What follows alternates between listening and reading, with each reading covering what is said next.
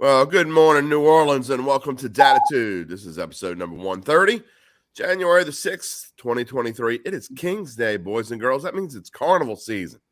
Let's laissez le bon temps rouler. King cake, baby. Jeff Duncan in the house this morning, as he is every Friday here on Dattitude. I'm Jim Derry. And, Dunk, what is happening this morning? Man, as soon as I get done with the pod, I'm going to get my first king cake of the Mardi Gras season. I'm fired up. I'm going to trek out to Dong Fung, way out. So the lines are insane already. Is it already? Oh, geez, I didn't realize that. Well, I'm going out there. I'm manning it because I cannot get enough of their king cakes. They're just incredible. I just don't get Dong Fung. I mean, I'm not throwing anything into their. I don't want to say anything bad about it. I mean, they're good. You just think they're overrated?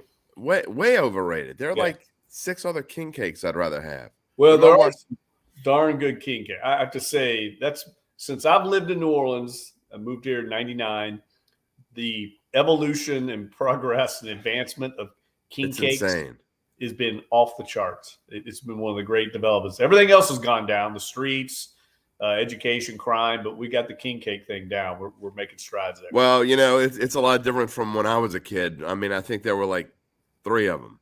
So, I mean, you just, king cake was basically a powdered donut when I was a kid. And now it's like turned into all this gourmet. I mean, we don't need all this gourmet stuff. I mean, Jerry says. That's where I differ from you. I don't like just the boring, bland, king cake. I like all the, creative things people do, including the cream cheese one, off the charts. Oh, now I'm a huge. My wife doesn't like the cream cheese filled one. She likes the plain, but she loves Dong Fong and all the other ones. Me, give me a good cream cheese filled king cake. I'm all about that. Yeah. Uncle Big Nick's one.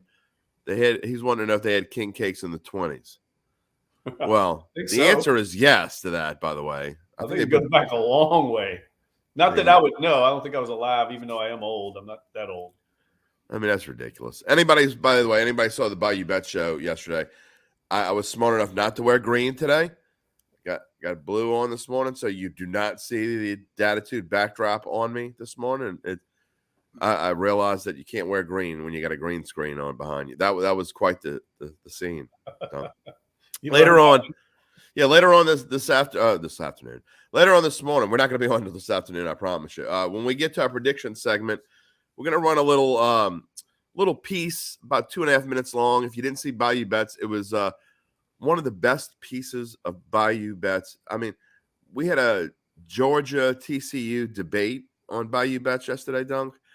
And I am so confident that I made probably what could be considered a dumb bet that could really make me look silly or have me looking like a genius and having someone else look silly next Thursday. So we'll find out. I'm going to keep it a secret. They're going to have to watch. They're going to have to watch to the end. We made a little bet on the Bayou Bet show. And so when we get to our predictions, I got a feeling you're going to be on the same side as me, but we'll see about all that. Predictions, that's coming up towards the end. Taz says that was a great talk. Taz, by the way, I know you were on my side with some of this stuff. I was watching your comments. I know they never showed them, I don't think, but I was definitely on your side with that. Jerry is here this morning. He says he does traditional or lemon filled. I mean, whatever you vote. Yeah. I don't get the whole Dong Fong thing, but it's not terrible. My wife loves it. She thinks it's the greatest thing ever. Yeah, no, I love them. But I think it comes down, and for me, a lot of it comes down to the consistency of like the bread. Like is it light? I like it light. That I agree with. I don't like that thick cardboard kind of bread. Like it gets heavy, and too often you get that. But look, I'm willing to try. I'm going to a king cake party tonight, a 12th night party, where I'm going to get to sample dozens. So I'm gonna have to run a few extra miles before I go down there tonight. We got the Endymion Coronation Ball tomorrow night, so I'm trying to keep myself even keeled and till then. Yeah, well, we'll see how that goes. But look, who knows? We may sprinkle in some king cake talk as we go along. But I want to talk about football, and of course, we got Panthers Saints on Sunday. We're going to get to that in just a minute. But great news this morning, Dunk. Damar Hamlin is breathing completely on his own So that is just excellent news. I mean, look, I don't know how we haven't talked since then, but I don't know how you felt about it. But man, it was scary stuff. And for me, all I could think of as a parent, if that were my kid lying there, I don't know how they went through it. I can only imagine what his parents were going through. And thank God that it looks like he's gonna pull through this thing. And it's amazing how much he has improved in a few days. Yeah, I tell you, it's a credit to the medical professionals that were on the scene, the expediency with which they administered care to him. I mean, this would not have happened if they wouldn't have gotten out there. And, the NFL takes a lot of grief for a lot of things, and rightfully so. But in this instance, with 20 medical specialists on the field at every NFL game, you see how much it does matter to the league. That makes sure that things like this, if they do happen, they get the proper medical care. And I think because he's young and in incredible shape, and because they got to him so quickly and got his pulse back, got blood circulating into his brain and his body, this is almost like a miracle come true. We'll see how he goes. I mean, I don't think he's out of the woods by any means, but incredible progress in the last 48 hours. No question about that, and it is just it's thrilling to see him doing so much better. Jim Derry, Jeff Duncan here on the Live Dattitude podcast we do every Friday at 9:15. We're talking about football, and hey, what else are we going to talk about this time of year? It's getting important. We welcome your questions and comments. We'll be on until at least 10 a.m. Who knows? We may go a few minutes longer. We're going to talk mostly about the Saints, but we're also going to talk about Georgia and TCU a little bit later. And we're about to talk about, before we get to Saints Panthers, we're going to talk about the NFL playoffs and the situation. Not just this weekend. It's obviously a big weekend.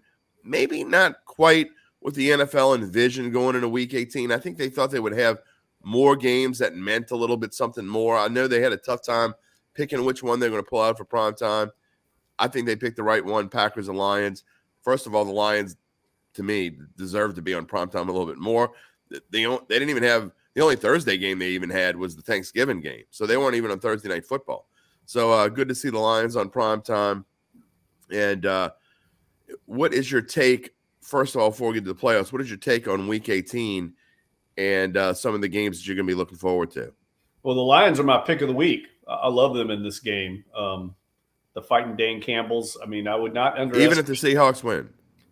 Yeah, that's going to be the one qualifier, but I still think the Lions and Dan Campbell. I mean, what I think of most, JD, is he's a disciple of Sean Payton and Bill Parcells, and those guys are wired the same way, man. They thrive in these kind of games. I mean, they love when everyone's against them and they think you can't win. I mean, it's like meat to them.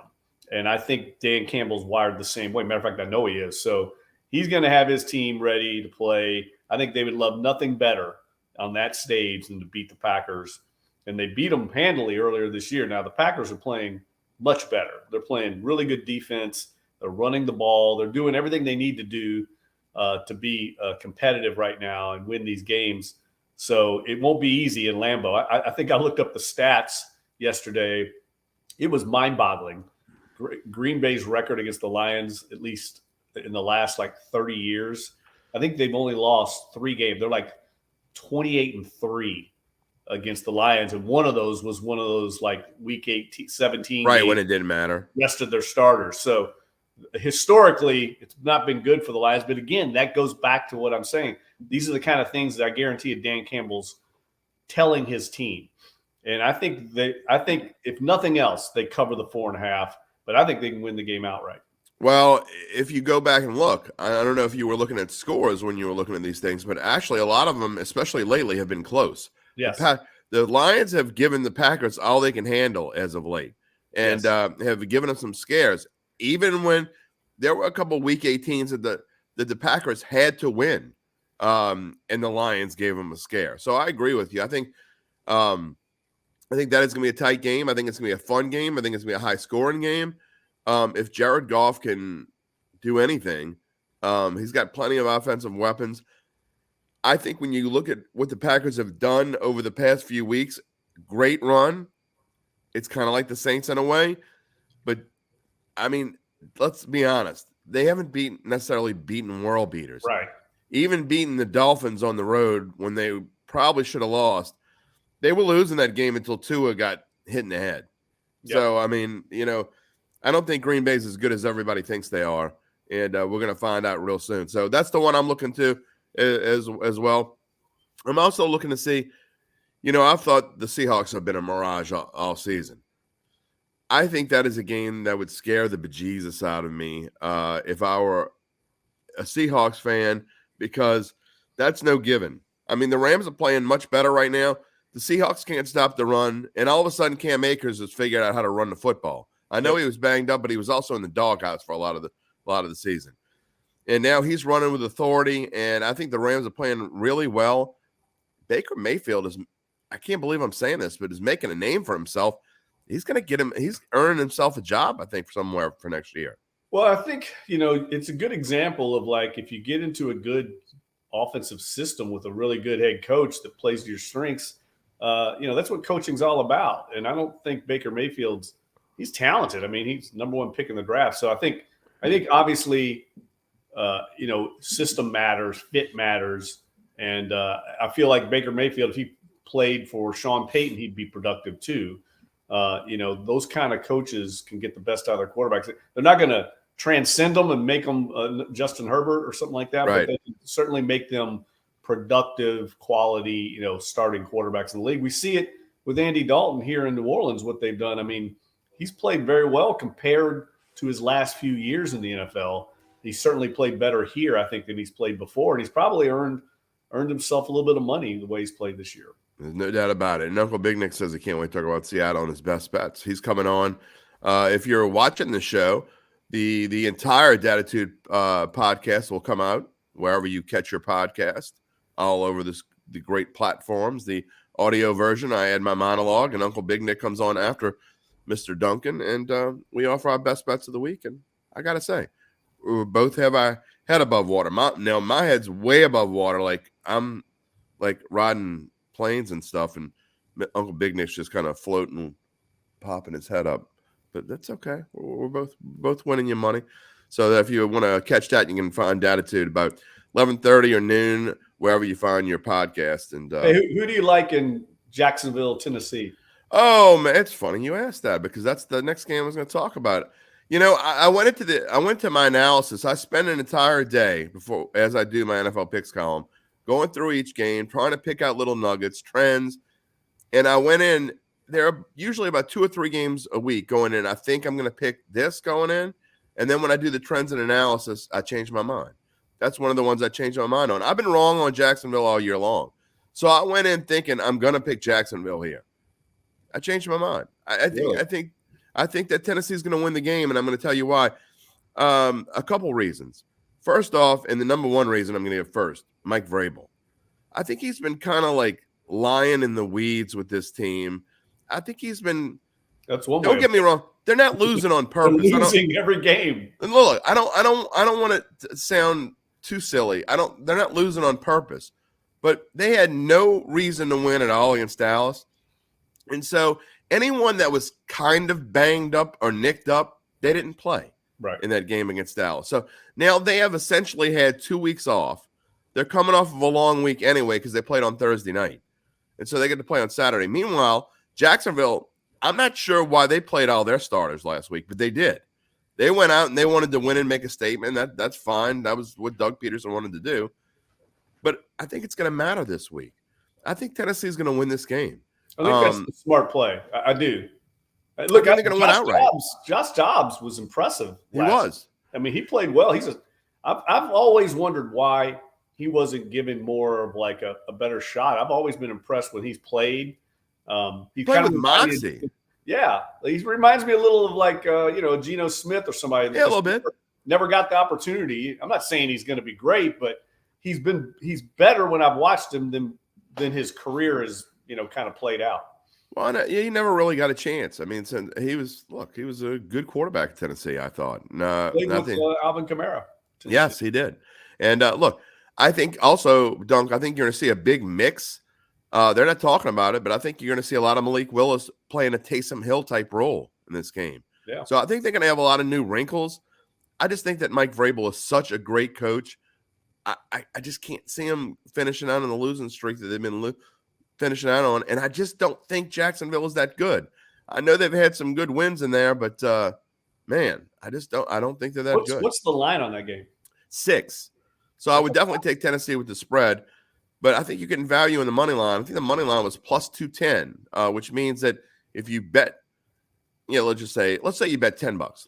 If you bet $10 and at 210, it would mean you would win $21 back on your return if you bet just on the money line, Tennessee to win. Or you can bet $11 to win 10 and take the 6 points, whatever way you want to do. But those are the games that I'm looking out for this week. I think they're going to be fun. I think it's actually going to be a pretty fun weekend of football. I really like what the NFL has done now, and kind of, there's a Saturday element. It's almost like an extra playoff weekend. I think they've done a really good job with that, and I'm looking forward to it. We'll see how it goes. Real quick before we get to Panthers Saints, because we already have a question about the Saints. We're going to get to it in a minute. William Lopez, we'll get to your question in just a minute. If you want to leave any comments or questions, we are going to talk about the Saints in just a moment. But we have a weird situation going into next week and throughout the playoffs, especially in the AFC now, Dunk, with, the fact that they had to cancel the Bills-Bengals game. It's going to probably mean that the Chiefs are the number 1 seed, even though they lost to both the Bills and the Bengals, and would not be the number 1 seed in all likelihood had they not canceled that game. So now they're talking about if the AFC Championship game is played and it involves Chiefs-Titans or Chiefs-Bengals, they're going to play it on a neutral site. An interesting situation. Yeah, look, I think they're just trying to make the best of a bad situation. I mean, there's really no perfect solution to it.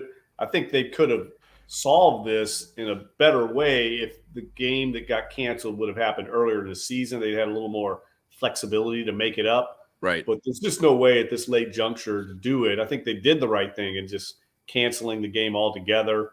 And you're going to have a little inequity in the number of games that some of the contenders have played, but that's just the way it is. And the night that the incident happened with Hamlin, I was wondering in the back of my mind, like, what are they going to do? Because I know, like, logistically, just how difficult it is to schedule games. I mean, this NFL schedule has been in place for, months, and, cities are involved. There's planning. I mean, just talking to, say, like Doug Thornton at the Superdome of what is involved in hosting a game and the travel and all this stuff. It's not easy to move games. I mean, they probably did the best they could in this situation, because moving the whole playoffs back 1 week, it was doable, but we're talking about now you're affecting multiple cities, more than several cities. Whereas in this situation, you're really only dealing with a couple. And, I think they'll probably try and find a neutral site if it comes to that, somewhere up in the Midwest or Northeast that makes it. I'm hearing Indianapolis is the most logical. Yeah, Indy makes a lot of sense. Maybe Detroit. You wouldn't have to worry about weather there. Something like that to where the fans can get to the game. And but it's unprecedented situation. And I thought the statement the NFL put out was spot on. In other words, they admitted it's not a perfect solution, right, but it's the best to mitigate the inequities for everyone involved. It's the least onerous situation. Take that, all you Goodell haters. These stinking Goodell haters. Goodell hates my Saints. He hates my Saints. You should read Dan Graziano's Twitter timeline. If you get done today, read it. I love Dan, and he's in the middle of that. Just people just going crazy. And finally, he got so exasperated. He's like, people were going to get mad if they didn't do anything, and now they're mad they did something. Exactly. Everybody just needs to stop being mad. Yeah, you know what's interesting when it comes to situation, they would have done. Put yourself back on Monday night, exactly that moment. I know there are a couple people who say, "Oh, I said this from the beginning." Okay, but if I go back and think about, what I was thinking about I'm thinking there is no way they can finish this game. I don't care what it does to the rest of the season. When it happened, after the 20 minutes of what the heck is going on with this kid laying on the field, as I started thinking about the game, like, there's no way they can play this game, and there's no way they can make it up. So, yeah, I mean, they I did the wasn't right sure thing. what they were going to do, but it's easy to sit and criticize. But like one thing I've known about Roger Goodell is he doesn't make a decision until he has to make a decision. So in a situation like that, he's going to involve all parties. And that takes a little while, right? He's got to talk to the head of the NFL Players Association. That's right. He's got to talk to his VP, Donna Ponte, who was on the ground there, who was there with the coaches. There's a lot of people he has to talk to before he makes that decision. So it's easy to sit there while we're watching and say, they can't play the game. But, I mean, he's got to look at it through a bigger prism. And I thought all that mattered in that situation was they arrived at the right decision. The timing, I didn't think that was that big a deal. All right, Jerry, who is one of our regulars, and he's like his hate on Roger Goodell too. I appreciate you, but all the people, everyone out there, I'm probably going to lose viewers or listeners when I say this, because I like to say this every now and then just to remind people. All of you people who say Roger Goodell hates the Saints, guess what they say in Carolina? Roger Goodell hates the Panthers. Guess what they say in Atlanta? Roger Goodell hates the Falcons. I guarantee you in Boston they say Roger Goodell hates the Patriots. No question. And they're saying it now in Cincinnati because they're the ones that are really coming up short. I mean, that's while Joe Burrow's coming out, by the way, and saying, look, we understand completely. They got to do what they got to do. I mean, come on. Yeah, it's not a good situation. I think they actually came up with a pretty creative solution. They're playing on neutral field. I don't know how you can complain about that unless, you were. But I did have fun this morning, JD, just thinking as I was seeing the solution. I thought, man, if this would involve the Saints, oh God, you imagine the aggrieved parties. Oh, God, no. We'd have second line parades. Oh my God, there'd be people with signs walking around the dome. Torches. There'd be people marching with torches. F. Roger Goodell. F. Roger Goodell. They hate the Saints. The NFL hates the Saints. No, they don't. They don't care. They love New Orleans. I promise you. All right, moving on. Panthers at Saints on Sunday. Oh my goodness. I don't even know where to start here. We got a question, so I guess I'll start with that. The game itself is meaningless. So we're going to get to our predictions on the game. But in the grand scheme of things, this is the first time since 2016. It is 2016 season anyway. It was the first time in 6 years the Saints are playing a final game that has absolutely no meaning whatsoever. It is really weird, to be honest. It shows you how spoiled we all are. William Lopez asked, Dunk, what are your predictions on the direction the Saints go at quarterback in 2023? Yeah, that's to me the number one question that Mickey Loomis and Dennis Allen have to answer. I think they will definitely try to bring back Andy Dalton in some role. Now, what that role is going to be, I don't know, but I think hold on. I got to brace myself. Okay, go ahead. I'm telling you, Dennis Allen loves Andy Dalton. He said it this week how well he thinks he's played this year. And I don't disagree with that. He has done what they've wanted there and mitigated some of the issues that Jameis Winston had with turnovers and inconsistency. He's been consistent, if nothing else, since that Cardinals game. He's kind of done what they've expected, and they've been able to win some games in the second half here. But I definitely think they're going to try to upgrade. And how they do that, I don't know. I think they've got to get very creative with the salary cap. And that might involve looking at trading a key player like a Mike Thomas or somebody. I'm not saying they're going to trade Mike Thomas, but it could involve something like that. I just think they've got to be creative to try and get some assets because they're not going to get up in the top of the draft right now. Who's going to trade for Michael Thomas? I don't know. Somebody might. Look, I could see Bill Belichick saying, we get him in our building. Well, he fit in well with the Patriots, actually. They need a number one receiver. I don't mean it like that. I do think that Michael Thomas is not at the end of his career. I think he's going to be serviceable, whether it be in New Orleans or somewhere else. My point is, who's going to take him in that contract? How much of that money would the Saints have to eat? Because right now, I mean, don't take this the wrong way if you're a Michael Thomas lover or if you're Michael Thomas's parents, for that matter. But if someone would take Michael Thomas off the Saints' hands, You give me a bag of circus peanuts, and I do cartwheels in the front lawn. Well, here's the deal. It would save them money, actually, a little bit, like $3 million if they moved him, if they traded him or released him. Now, that's within the context of it still would be a cap hit of $25 million, but on the books next year, it's $28 million with him playing. But you get the value of having him on the roster and playing. So the $3 million really isn't that great. But I'm just saying they've got to get creative somehow to get draft capital if they want to try and get a quarterback in the draft. They're not going to get Bryce Young or C.J. Stroud. Of course not. They're going in the top 5. So, is there somebody they would like that might be developmental? I'm just throwing a name out, like Max Duggan or somebody. That's the first name that came to my mind. Yeah. Do you draft him in the 3rd round and then bring back Dalton and sort of do what the Falcons did this year with Mariota, and you have him starting, or Trubisky and Pickett, and you start out with the veteran, then maybe you see if he comes along and you can move into. That's the only thing I can think of. I personally would have drafted Kenny Pickett last year. I've told you that before. You and I are on the same point. Going to be good, 100%. And he's proving it. He's starting to turn games around. They're winning games, and he's going to be good in the future. And if you were a Saints fan, I think you'd feel a heck of a lot better about the future if you had him on the roster at that cheap number, considering the Saints' salary cap. They have the worst salary cap situation of anybody in the league. It's not even close. I mean, no one's really even close to them. It's so bad.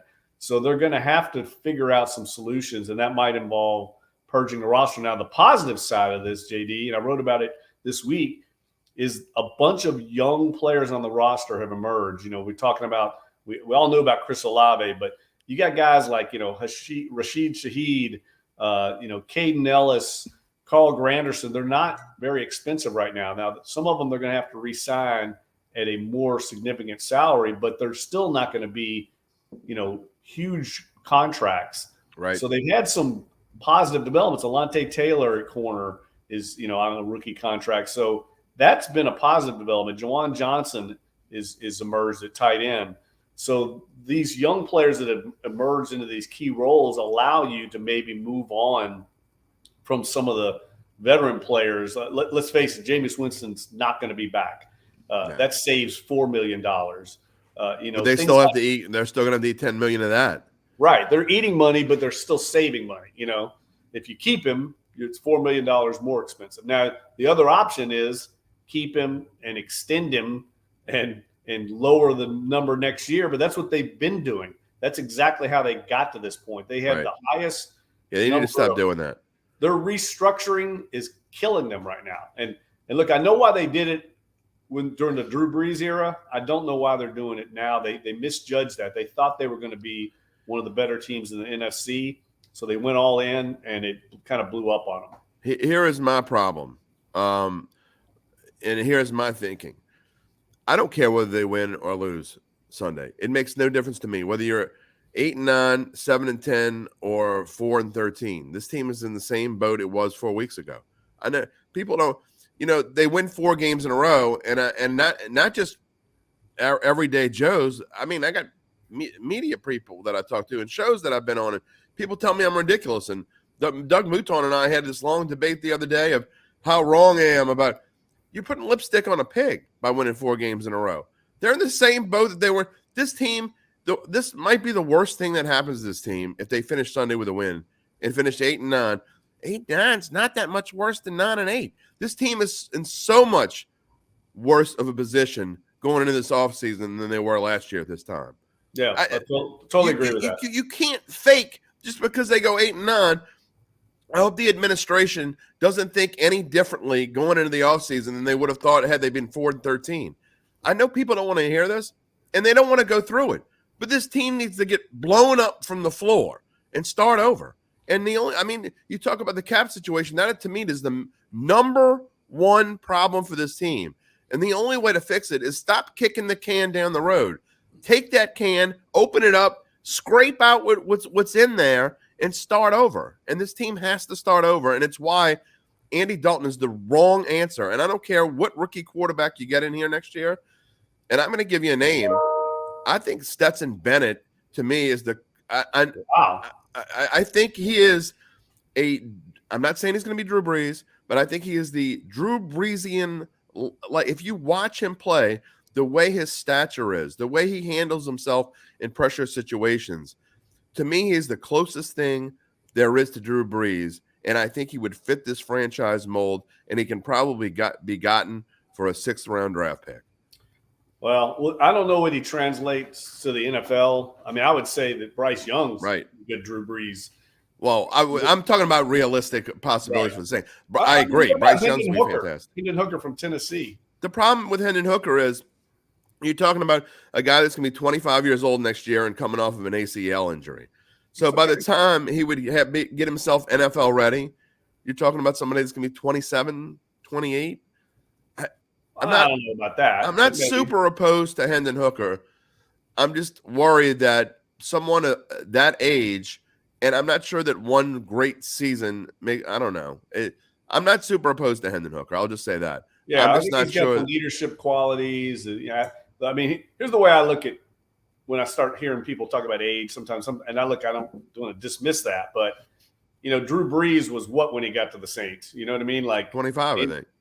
Yeah, well, I don't know. Was he 25? 25 or 26, something like that. Point is, it turned out okay. They weren't.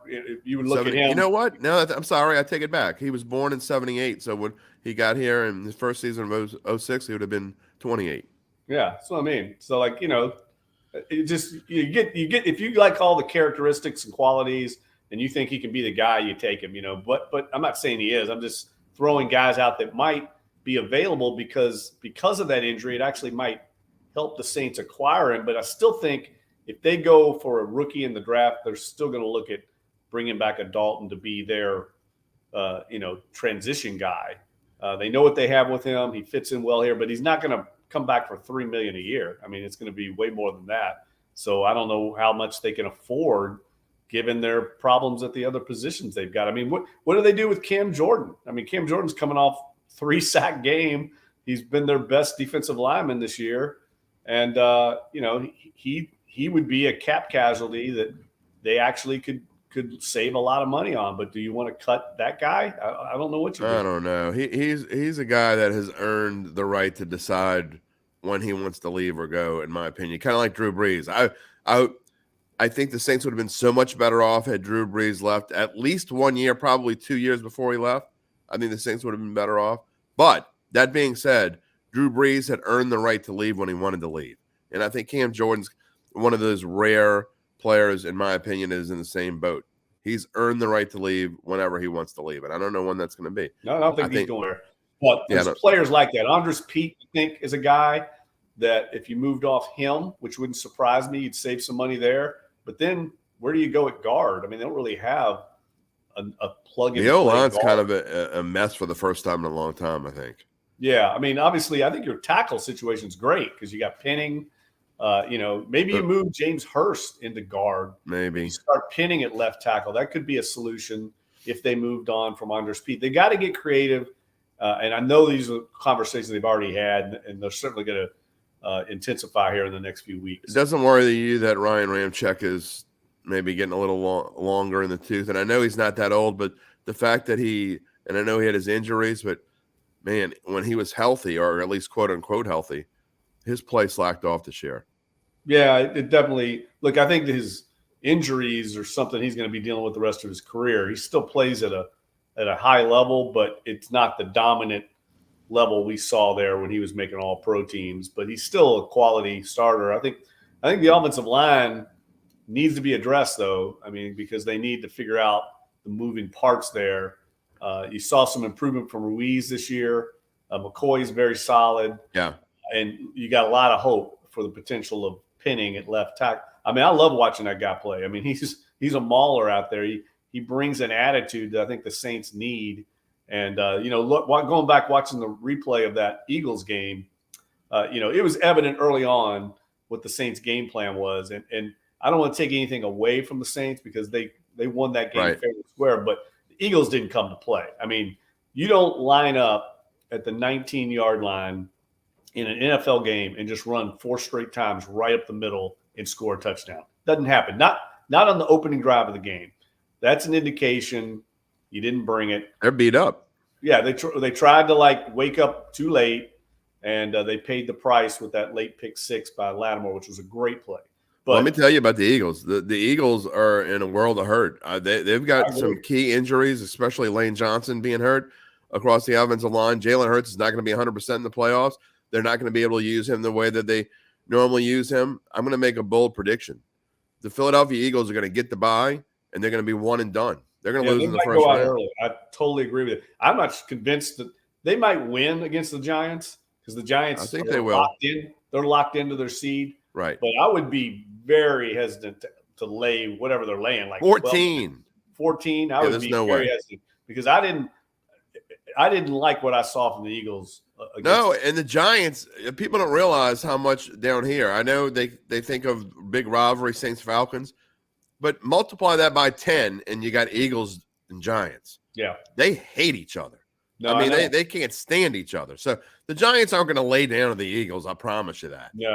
No, they won't. Even if they have nothing to gain in that game, but they're still gonna bring it. I guarantee you. So that's a game I wouldn't touch probably. But I'm with you on the Eagles. I don't think they're going to represent the NFC in the Super Bowl. No, I think I wouldn't touch them with a stick. You cannot bet on the Eagles right now. Jerry says, happy birthday to Jameis Winston. Well, shout out to Jameis Winston. Yes. I just lost about another 4 viewers. That's okay. We'll be all right. JD, hold down the fort here while I plug in. I'm going to lose you. So all right, yeah, go ahead. Well, let's move on because I do want to talk about Saints-Panthers matchup on its own here. And you look at the Saints, a 3.5-point favorite as of late last night. I did this slide, but it was teetering on the brink of going to 3. So if you want to bet on the Saints, you might want to wait because I think that is going to drop to at least 3. Carolina Panthers plus 158 on the money line. If you think the Saints are going to lose this week, and we're going to get to our predictions later on, but this is an interesting matchup for the Saints. I would say that. Plus 158, a total of 42. Saints have had a lot of unders as of late. Maybe that's a better bet. Total of 42. I think we could easily see a 20-17 like score going into the weekend. And the Saints money line at minus 190. So if you want to bet on the Saints just to win, then you're talking about you got to bet $190 to win 100. So you're looking at those numbers, and it's an interesting matchup, Dunk. While you were switching out there, one thing, this Saints line at minus 3.5, it's going to drop to 3. The Sharps are pounding Carolina right now. They are definitely the ones that are getting bet more because this line is actually even money to bet the minus 3.5. That hook is going to go bye-bye before Sunday. It'll be minus 3 by Sunday. Yeah, I think I would play that down to 3 if I were taking the Saints, just to get that extra hook off. I think the Saints could win this game by field goal, and you'd feel comfortable with that. But I definitely don't like that 3.5. Yeah, I'm not a fan. I don't bet 3.5s anyway. I got to feel super, super strongly to bet a minus 3.5 anytime, no matter who's playing. Yeah. But we'll get to our predictions in a minute. But I do want to keep going with the matchup itself. And we like to show this graphic every week. Last time we'll be able to show it. And the matchups themselves and who the Saints have, what their ranks are. By this point, the ranks are what they are. But I think there's one thing that's a little bit deceiving, and that's Carolina's rushing offense has improved, to me, Dunk, so much. And it's weird to say because they've done it without Christian McCaffrey, but their rushing offense, even though it's 12th in the league, they have been outstanding running the football since Steve Wilkes has taken over as coach. Yeah, they're still playing hard. I mean, they didn't play all that well against the Bucs last week, but they're playing hard for Wilkes. And the Saints are going to have to bring it to win this game. There's no doubt about it. Carolina's they've had a lot of pride in the second half of the season, the way they played. I think the Saints win the game. We get to our predictions later, but I don't think it's going to be easy. And I worry a little bit about the timing. The Saints have won 3 in a row. They're feeling good about themselves. They just had this big emotional win in Philly. Can you get back up for a game like this? Football's a sport of emotion and effort. Can you do it in this type of environment when it's probably going to be, 3/4 full dome maybe? I don't know what's going to be like. We have some other things to talk about, so we can get into our predictions now if you want. because I want to move on to talk about the national championship game for a moment, and I do want to touch on the Pels before we go off the air.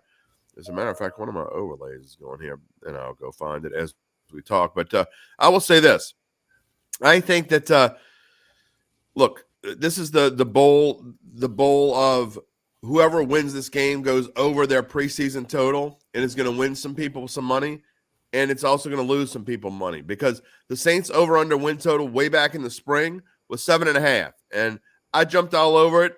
I know you were in the same boat. How did the Saints possibly not win more than 7.5 games? I thought it was a fait accompli, a done deal, easiest bet in the book.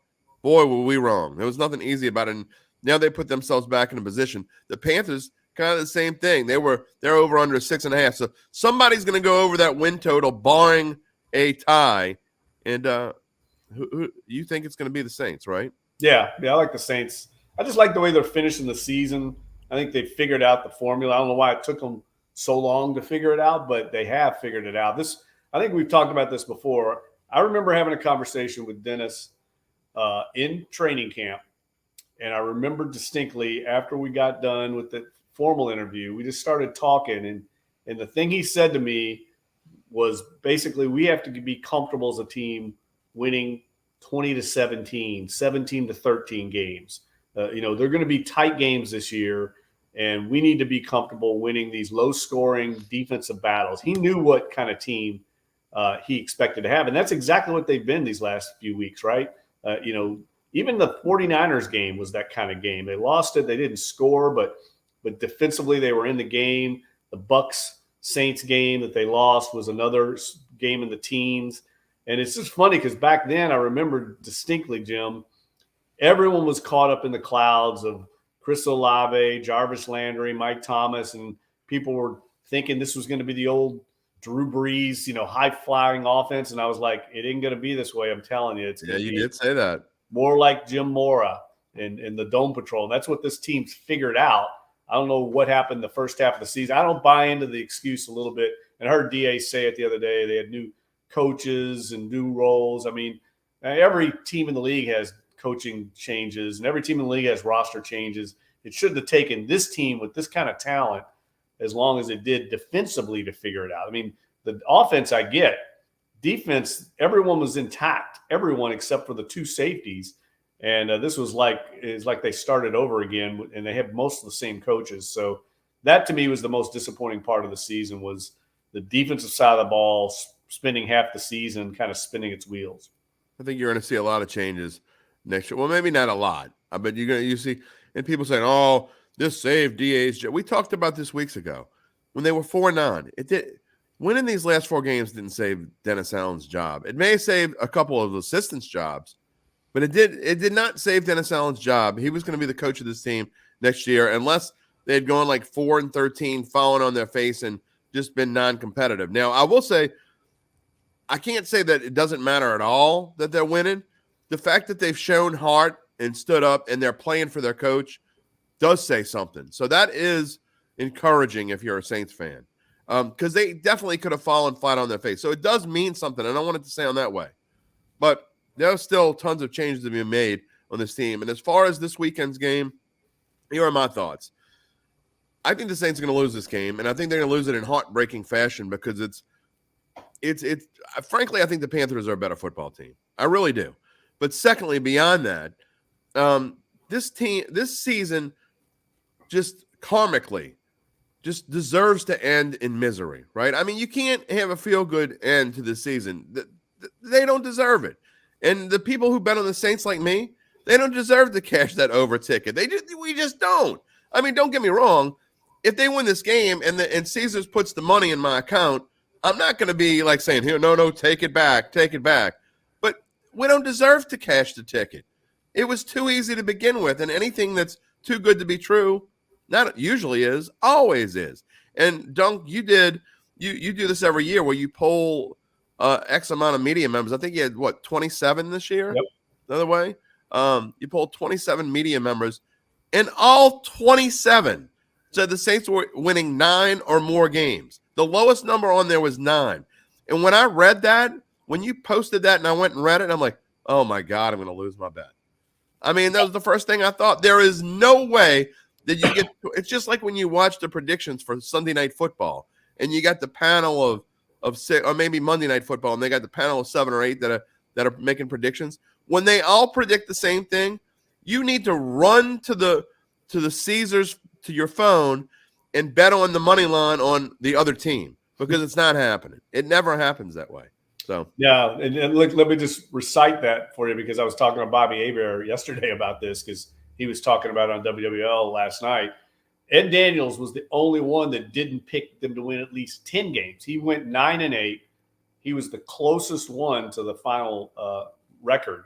Everyone else went 10 wins or more. So there was unbridled optimism. And we weren't alone. I mean, Peter King picked the Saints to go to the Super Bowl. And Peter King is not prone to, hyperbole. You're right. He's just not going to do that. So there was a lot of expectations. The Saints internally thought they were going to be one of the best teams in the NFC. That's why they acted the way they did in the offseason with their moves. They felt like this roster was really good. So it was a disappointing season. No way around it. But winning 4 to end the season certainly makes you feel better about things. And I think more importantly, Jim, it helps Dennis Allen with the locker room. I mean, now there's a little more buy-in. Things were looking a little shaky there after that Bucks game. And I think win or lose, that I think they feel differently about themselves than they felt after that Tampa game. Yeah, but Dennis Allen needed to win this. I agree. And I will say this about Dennis Allen. And I know you said behind the scenes he does have a little bit more emotion and he doesn't always show it on the field, but I've been glad to see him pumping his fist and getting a little excited about it. It makes me feel a little bit differently about him. I said many weeks. I've not necessarily been in his corner. In fact, I haven't been in his corner. Let's be frank. I've not been in his corner for a lot of the season. That being said, I was never asking for him to be fired. I know a lot of Saints fans were, and I think it's because I know what it's like to be fired because I've been fired a lot in the last decade or so. They keep bringing me back. I'm like a cockroach. I don't know what it is, but so I don't wish being fired on anyone. And it's hard to judge what a coach can do after one season. So to me, it would have to be a complete and absolute atrociousness for a coach to be fired, like Nathaniel Hackett deserved to be fired. I mean, there's no other way around Yeah, it's not like that. And I think – Not at all. Not at all. I don't think so. And I think the way they played the last few weeks is a positive sign. I agree with that. Lewis and Gail Benson. But they still need to make significant changes. I think, first of all, and we kind of talked about this, Pete Carmichael, they need to find either another place for him on this coaching staff or he needs to go. And he didn't want this job at all. He didn't want this job in the first place. Would not surprise me if Pete looked for a fresh start wherever Sean Payton lands. That wouldn't surprise me at all. I agree with that wholeheartedly. But I don't know that there's anything that's going to say that Sean Payton's going to be coaching next year. I don't think so either. I mean, now, look, if Miami loses this week and that owner – that would be an interesting situation. That has changed in a hurry. He's already expressed interest in Sean Payton. We know that. Yeah, that would be an interesting situation. Now, I can't see them jumping ship after one season, but after the start they had. But when you lose 5 games in a row, and if they lose to the Jets, finish on a 6-game losing streak, that's really hard to take. I think they're starting Skylar Thompson, right? They are starting Skylar Thompson, although I think Miami wins that game. So, but anyway, my prediction is I think the Saints lose 20-17, and they lose it. Eddie Pinheiro is 6 for 6 in his career against the Saints. I think he's going to go 9 for 9, and I think the Panthers are going to win in a last-second field goal. Let's call it 23-20 or somewhere along those lines. I actually think it's going to go under, so I think that's a little high. We'll come up with a score later, but that's what I think is going to happen. Or maybe we'll go 8 for 8. It'll be 20-17, but I think Eddie Pinheiro is going to kick a last-second field goal. The Saints lose, and again, all those 7.5 win ticket holders are going to be holding their ticket. Although I got a ticket on the Carolina over, so I guess I can't lose one way or the other. I'm going to break even on that. All right, moving on. I do want to talk, and I don't have a screen slide for it, so we're going to have to just keep this slide up for now. But I do want to briefly talk about Georgia and TCU, and I got a little clip to show you in just a moment, Dunk, but I want to get your thoughts on the game first. To me, this is an incredible for TCU to make it this far, I'm going to be completely open and honest. I don't feel any differently than I felt about them before, but I don't think they deserve to be in the playoff. I know 85% of the college football viewers out there disagree with me, and that's okay. They didn't deserve to be in the playoff. I still think they don't deserve. I still think Alabama deserves to be in the playoff. What does it take with you? I mean, like they have to win the game. They won the game on the field. They beat Michigan. Come on. So what? They beat Michigan. Harbaugh is a choke artist. I know, but I'm the exact opposite of you. I know you are. I know it's okay. I wrote my column this week about perception and myth of college football, and Tulane detonated that myth. No one thought Tulane could. That's different. Play with Southern Cal. Nobody did. They line up. Even if they would have lost, makers did. That's right. They knew, and college football coaches knew. They knew. But that's the problem with the highest level of college football right now, and it's been this way for decades, is it's built on computer formulas, eyeball tests, all that bullshit. Instead of like letting people play, they say, well, I don't think Tulane's on the same level as Southern Cal. What about these levels we hear about all the time, right? They can't play at the SEC level. I mean, give me a break.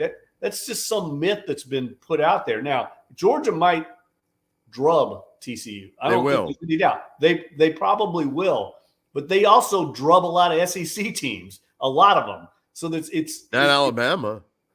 No, but they drub a lot of other teams in the SEC that's supposedly on a different level. That's my point. No one thought Tulane could play with Southern Cal, and they lined up. If they would have lost the game, they still showed they can compete with them. It's a competitive game. People act like there's these different levels. It's become this myth. And even Kansas played Arkansas, and it was like 55-53. They played a competitive game. It's Florida got crushed by whoever they played.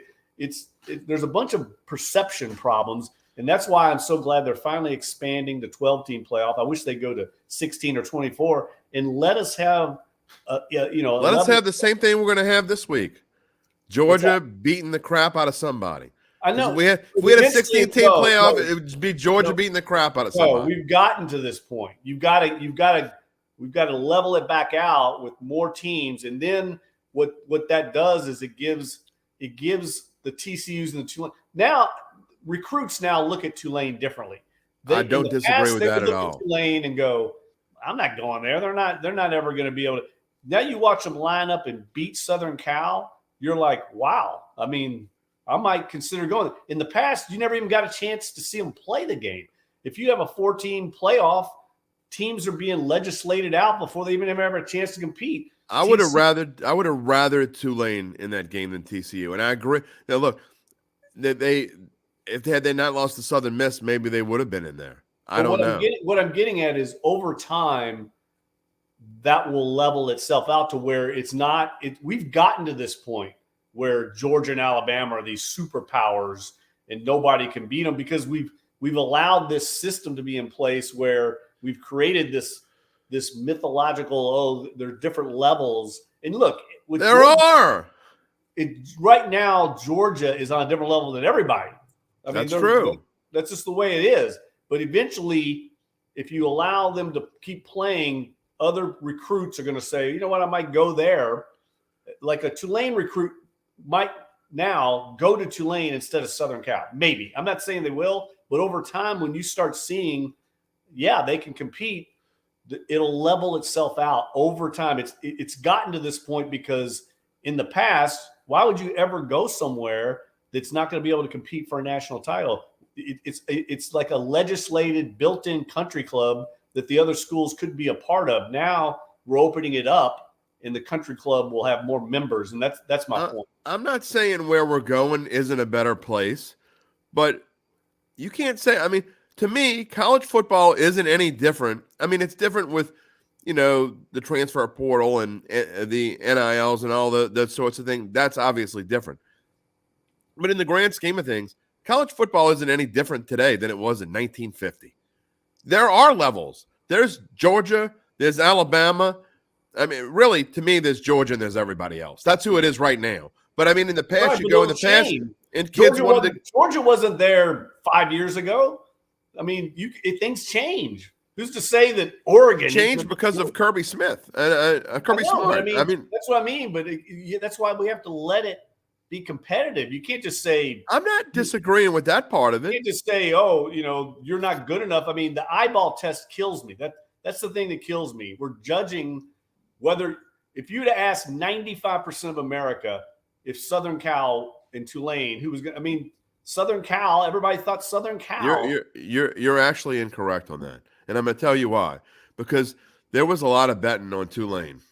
I'm telling you right now. Well, betting's one thing. Well, I mean, but betting the general fan would say they don't pass out. They don't have. I think there are a lot of general fans betting now. I know there are, but I'm just saying there are way more people out there. The casual fan would say they can't play with Southern Cal. Well, five-star recruits. I will tell you this. I know I'm in the vast minority, but TCU, I'm sorry. You lose to Kansas State and you don't belong in the national champion, and you don't belong in the national championship. Well, I mean, everybody has one game where they, don't play well. They don't come to play. I don't think. Okay, but if you want to take resumes, there's teams to me.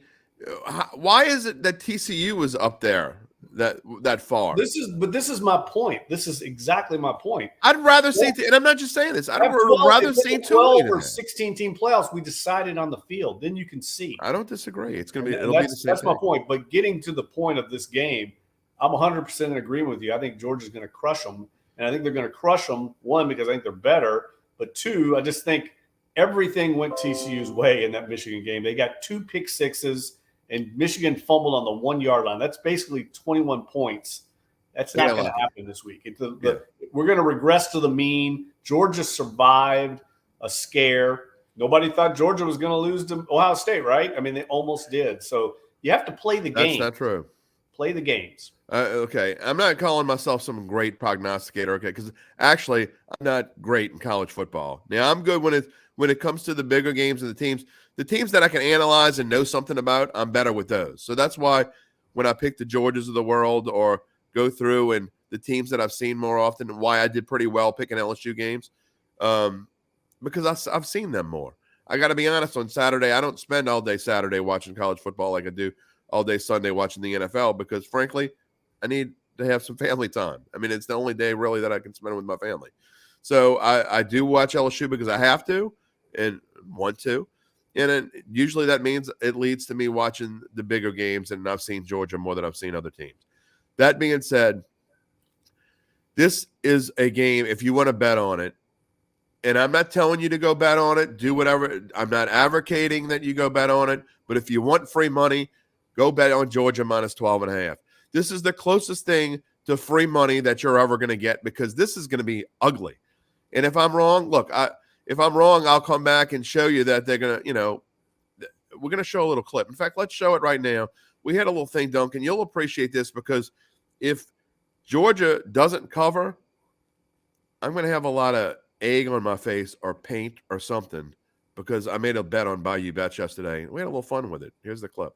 Georgia is going to wipe the floor. Zoe, cut this out. Bring this back.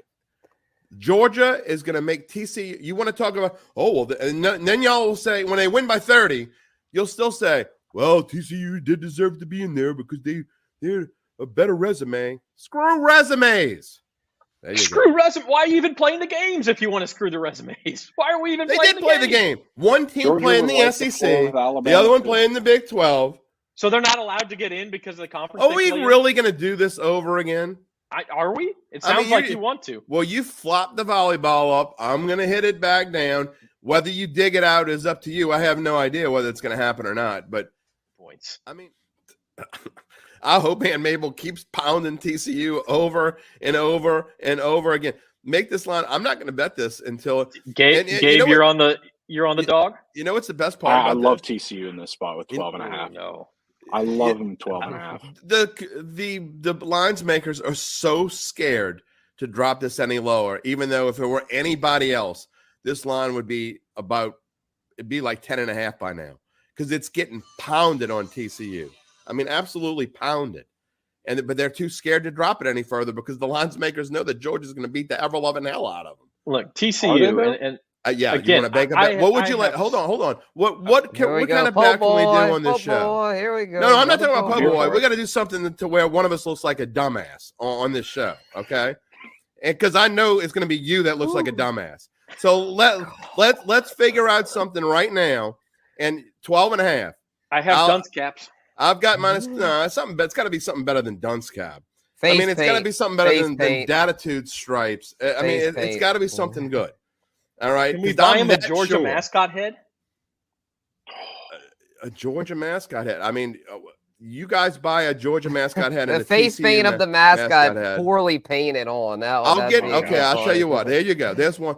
If TCU covers, I will get my 7-year-old daughter to paint TCU colors on my face and come on here. Now, I know you don't have a daughter, Will you be the psychedelic frog, please? Yeah, look, I'll make it even so it's got some. I know TCU doesn't have green in them, but I'll put a little green in there. So, like, it's got Dattitude stripes in there, too. I know what I'm rooting for now. Go Frogs. So, Gabe, what are you got somebody that can paint your face red and black? Yeah, I could do that. Are you in? Yeah, I'm in. All right, let's get it. There we go. It's official. I like it. I'm calling someone else a dumbass, but yet I wore green, and my backdrop, looked like I got Dattitude plaid stripes on me. So I like it though. I like the bet. I like both guys. You and was Zoe? Is that? No, that was Gabe. That was Gabe. Are you Zoe's? Gabe? I like that you all both were staunch in your belief. That's the way it should be. Yeah, well, you and I get staunch in our belief. We're usually on the same side of things. We don't usually really butt heads too often, but I'm with you on Georgia winning big in this one. I think they're going to wear them down. I don't necessarily think it's going to start out, just a seal clubbing, but I think Georgia's physicality, and I also think a frog dropping.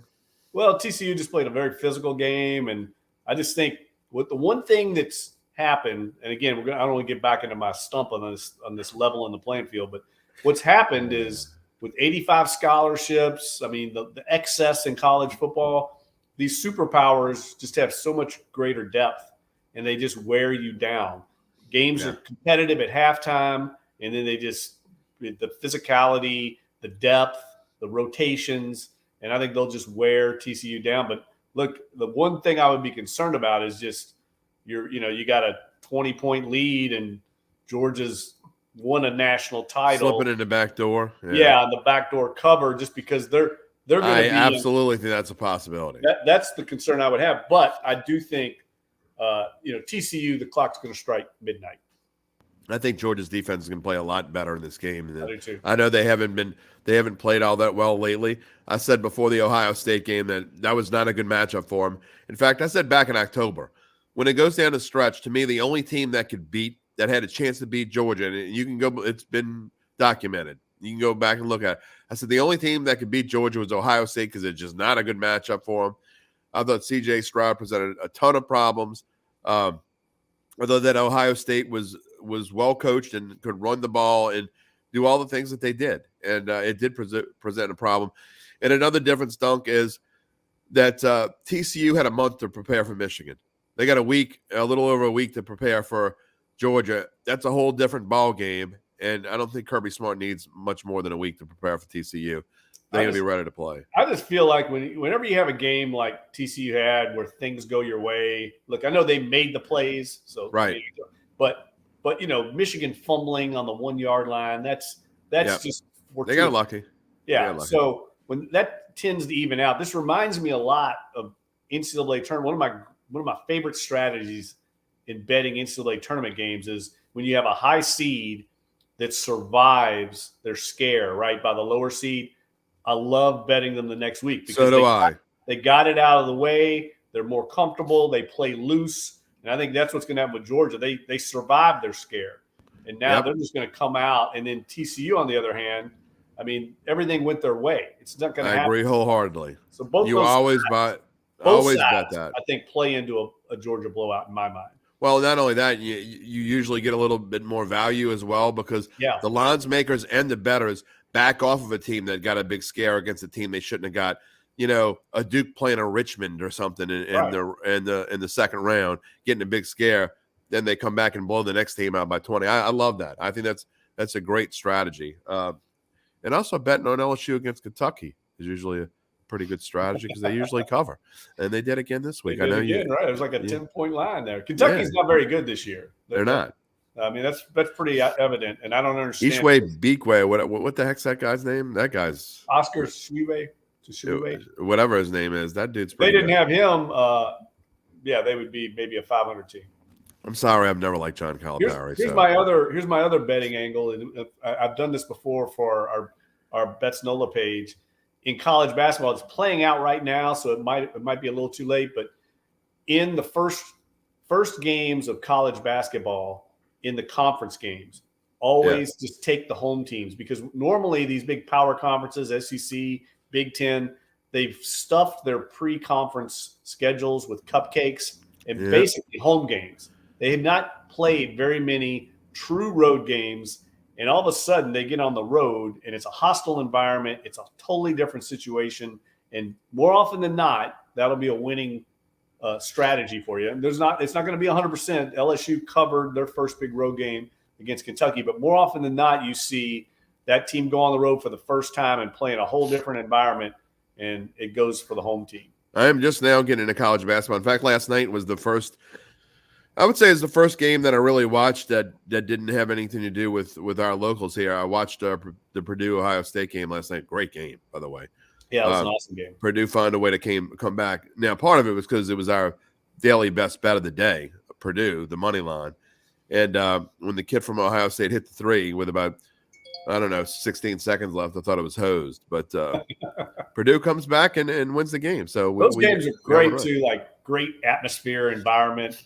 I mean, no doubt. My favorite thing to cover in all of sports is a great conference like college basketball game. It's electric. You know, the fans are right up on the court. It feels like every possession matters. I mean, it's such a different type of game than, say, an NBA game. You go to an NBA game, it just feels like there's no intensity to a lot of the action. It's incredible athleticism and obviously execution at a high level, much higher level, but the intensity is just not equal to a great college game. Well, I've been to a few Final Fours, and to me, it's one of the greatest spectacles in sports. Last year's Final Four was super fun. I enjoyed the heck out of it. I'm not, I didn't necessarily win a bunch of money when Kansas won, but it was still fun nonetheless. And to see the emotion of the Danny Mannings of the world, and Paul Pierce was down there as well, and these guys they really care. I mean, so, these millionaires are down there, and they're like, a couple of them were crying like babies down there. It was pretty cool. I love, like, college basketball also, and this is true of any really basketball, but, like, the swings, right? Like, people go on runs, like that North Carolina-Kansas final. I mean, North Carolina was unstoppable in the first half. And then you saw the momentum turn, right? And everything started going Kansas's way. And you could just feel it in the building, and you can see it in the body language of the players. And if you're on the court, trying to reverse that is so hard.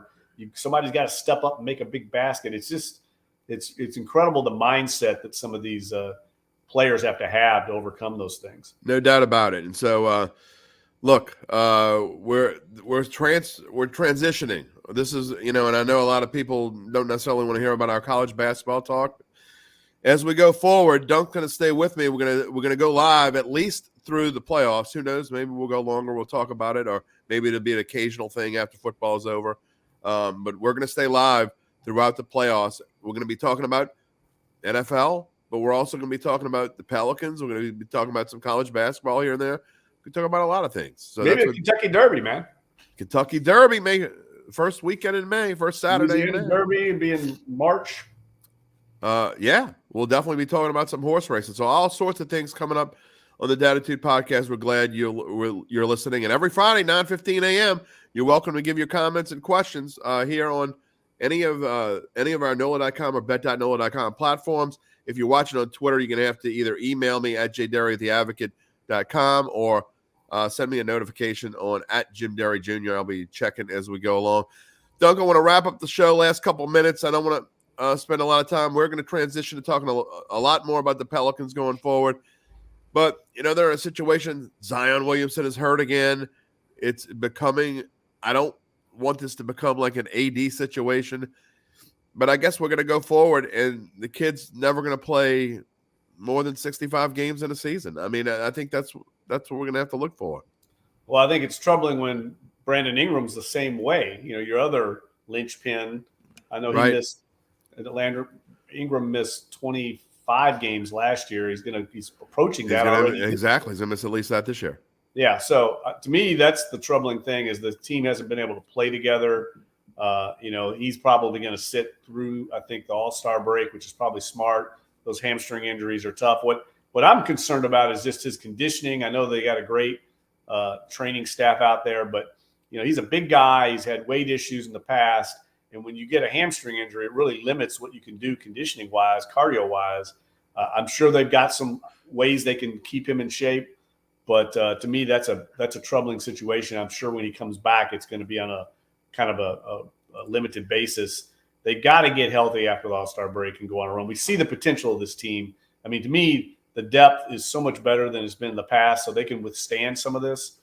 But to truly be a contender for like a title or maybe getting to the NBA Finals, they got to have all their weapons available. I agree, and they get a big win over the Rockets. They had a huge first quarter lead. They nearly let it slip away, to be honest. So it's going to be interesting to see how they play.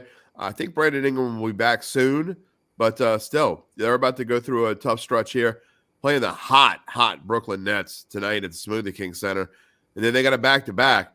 You're talking about playing Luka Doncic on the road in the second half of a back-to-back. That's no gift at all. And then you can turn around and you go on the road and play again on Monday.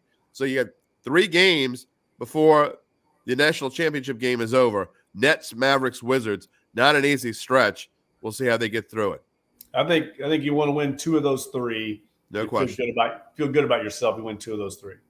And I think tonight is a key game. I think if they can find a way to win, my cohorts at Bayou Bets, the ones that want my face painted, they think the Pels are going to play well and win tonight. I don't. I don't think this is a good matchup for them at all. I think the Nets are 4-point favorites or something like that. I'd actually take the Nets. I tell you what, it'd be good theater watching Herb Jones on Kevin KD. That'll be a fun matchup. I don't disagree with that at all. All right, any final thoughts, Dunk? Saints, Panthers, obviously, last game of the season. It's going to be interesting to see what the Dome is like on Sunday. I have decided to not go. I could have gone this weekend.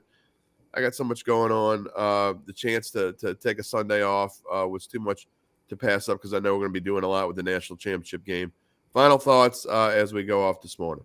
I think it'll be important for the Saints to play well and finish the season on a high note. I think it's going to be a busy offseason, and I think it's going to start right away. I don't think this is going to be a quiet offseason at all. I think we're going to see some coaching changes, and it'll be interesting to see the Sean Payton sweepstake, how that plays out over the next few weeks, because that will bear, on the Saints' fortunes, I think, this offseason. If they can get some draft capital in return for him, if it happens, I think that's a big thing to watch.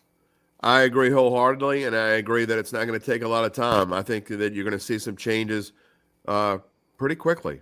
I'll say this real quick, just before I remember this. Sean Payton actually has a rooting interest, in this title game. His son, Connor, is on the TCU football staff. I did not know that. Yeah, his son, Connor, is in the personnel department. This is how big college football's gotten now.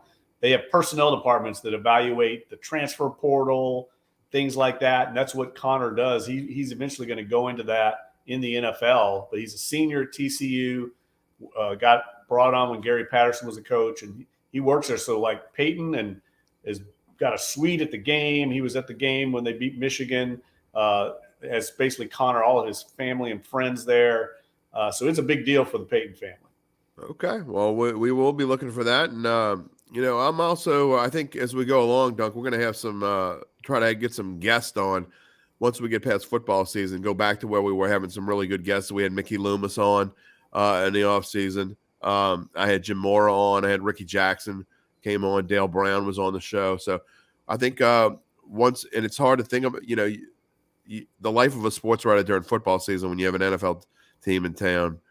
you just go every Monday's the same, every Tuesday's the same, every Wednesday's. I mean, yep, it is what it is. And it's like I said, and I'll say this as long as I'm doing this job, you go to sleep it's somewhere in the middle of August and you wake up and it's January and it's happened again. I mean, you just don't I say it to myself every year as I'm watching the opening kickoff of the Saints opener. I'm in the press box and I'm like, well, I'm going to wake up and it's going to be January. I mean, it happens, goes by so fast, those 18 weeks. It really does. It's amazing. I mean, you think it goes fast as a fan and you watch as a fan and you look forward to every week. It's just, and I can't imagine well, players are young. So, but I mean, like for the coaching staff, they do it 24 hours a day. Look, we work a lot during football season. I mean, we try to make up for it as the year goes along. I don't think we ever even it out, and it's okay. I'm not saying, oh, woe is me, because I write about sports and talk about sports for a living. So there's no, oh, woe is me. But I think Duncan and I both work a little bit, probably more than 40 hours a week during football season. And it's okay. We live, sleep, and eat it. Then we have fun with it. And we're going to continue to have fun with it, even when the Saints are over. Panthers at Saints on Sunday. The season is over for the Saints, but it's not over for us because we're going to talk about the playoffs as we go along, make predictions as we've been doing, have a little bit of fun with it, keep talking about the Pels. Maybe we'll get in a little bit more college basketball. Maybe Duncan will share some insights on horse racing. There will be other things mixed in, but we will be doing our live show on Fridays until we tell you we're not. So join us every Friday at 9:15. Duncan and I. It's been a lot of fun. I will see you next week, partner. Take care, buddy. Have a good weekend. All right, everybody. You guys, I'll do the same. And remember, you can catch my monologue and my picks with Uncle Big Nick coming up shortly on wherever you get your podcast. Go and find it, Apple, Google Play, Spotify, Stitcher, whatever works for you. And you can hear it all. Thanks for joining us, and we'll talk to you next Friday.